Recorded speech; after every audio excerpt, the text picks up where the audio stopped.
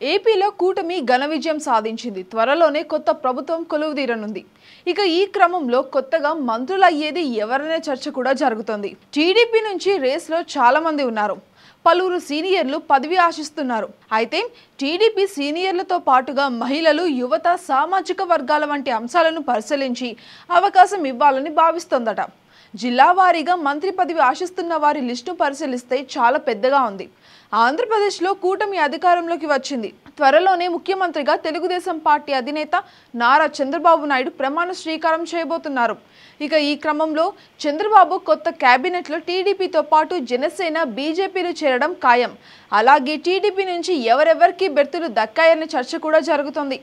ఈసారి చంద్రబాబు సీనియర్లతో పాటుగా మహిళలు, యువకులు కూడా ప్రాధాన్యత ఇవ్వాలని భావిస్తున్నారట. ఇక ఈ క్రమంలో కొన్ని పేర్లు తెరపైకి వస్తున్నాయి. జిల్లా వారీగా మంత్రివర్గంలో అవకాశం దక్కే నేతలు ఎవరనే చర్చ కూడా జరుగుతుంది. ఉమ్మడి శ్రీకాకుళం జిల్లా విషయానికి వస్తే టెక్కలి నుంచి అచ్చెన్నాయుడు, అదేవిధంగా ఇచ్చాపురం నుంచి బేదాలం అశోక్, రాజం నుంచి కోండ్రు మురళి పేర్లు బాగా వినిపిస్తున్నాయి. విజయనగరం జిల్లాలో చీపురుపల్లి నుంచి కిమిడి కాల వెంకట్రావు, బేబీ నాయన, బొబ్బిలి నుంచి, సాలూరు నుంచి గుమ్మడి సంధ్యారాణిల పేర్లు తెరపైకి వచ్చాయి. విశాఖపట్నం జిల్లాలో మాడుగుల నుంచి బండారు సత్యనారాయణమూర్తి, గంటా శ్రీనివాసరావు భీమిలి నుంచి, విశాఖపట్నం తూర్పు నుంచి వెలగపూడి రామకృష్ణబాబు, అయ్యన్నపాత్రుడు నర్సీపట్నం నుంచి, గాజువాక నుంచి పల్లా శ్రీనివాసరావు, పాయగరావుపేట నుంచి వంగలపూడి అనితలు రేసులో ఉన్నారు.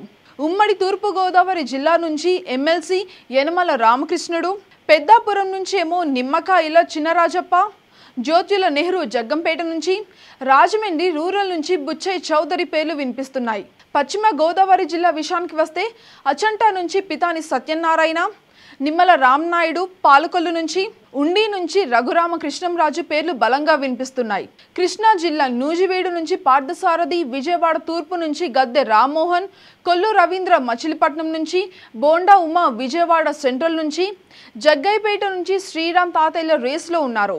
గుంటూరు జిల్లా సత్తెనాపల్లి నుంచి కన్నా లక్ష్మీనారాయణ, నక్క ఆనందబాబు వేమూరు నుంచి, తాడికొండ నుంచి తెనాలి శ్రవణ్ కుమార్ల పేర్లు కూడా బాగా వినిపిస్తున్నాయి. అయితే మంగళగిరి నుంచి గెలిచిన నారా లోకేష్ మంత్రివర్గంలో చేరడం పైన క్లారిటీ లేదు. గతంలో అయితే తాను పదవిని తీసుకోనని చెప్పారు. ప్రకాశం జిల్లా నుంచి గనక చూస్తే అద్దంకి నుంచి గొట్టిపాటి రవికుమార్, డొల్లశ్రీ బాల వీరాంజనేయ స్వామి, కోడేపి నుంచి, పరుచూరు నుంచి ఏలూరు సాంబశివరావు పేర్లు వినిపిస్తున్నాయి. నెల్లూరు సిటీ నుంచి పనుగురు నారాయణ, ఆత్మకూరు నుంచి ఆనం రామనారాయణ రెడ్డి, అదేవిధంగా సోమిరెడ్డి, చంద్రమోహన్ రెడ్డి సర్వేపల్లి, కోమటిరెడ్డి శ్రీధర్ రెడ్డి నెల్లూరు రూరల్ నుంచి రేసులో ఉన్నారు. చిత్తూరు జిల్లా పలమనేరు నుంచి అమర్నాథ్ రెడ్డితో పాటు ఎస్సీ వర్గం నుంచి ఒకరికి పరిశీలనలోకి తీసుకునే అవకాశం కూడా ఉందని చర్చ జరుగుతోంది.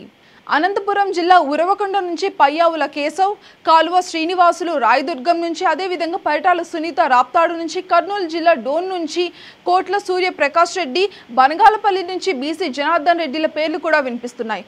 కడప జిల్లా మైదుకూరు నుంచి పుట్టా సుధాకర్ యాదవ్, మాధవిరెడ్డి కడప, ఎమ్మెల్సీ భూమిరెడ్డి రామ్ గోపాల్ రెడ్డి పేర్లు కూడా చర్చలో ఉన్నాయి. అలాగే మైనార్టీల నుంచి ఎన్ఎండి ఫరూక్, అదేవిధంగా గుంటూరు తూర్పు నుంచి నసీర్, మదనేపల్లి నుంచి షాజహాన్ భాషలు గెలవగా వీరిలో ఒకరికి క్యాబినెట్ బర్త్ ఖాయమంటున్నారు. వీరు మాత్రమే కాదు, కొత్తగా గెలిచిన కొందరికి కూడా క్యాబినెట్ బర్త్ అవకాశం ఉంది అని చెప్తున్నారు. వీరే కాకుండా సామాజిక సమీకరణాలు, ప్రాంతాలు, వర్గాలు, యువత, మహిళలు ఇలా అన్ని అంశాలను కూడా పరిగణలోకి తీసుకొని నిర్ణయం తీసుకుంటారని చెప్తున్నారు. కూటమి ప్రభుత్వం కాబట్టి జనసేన పార్టీ, బీజేపీ నుంచి కూడా మంత్రివర్గంలోకి కొందరిని తీసుకోబోతున్నారు.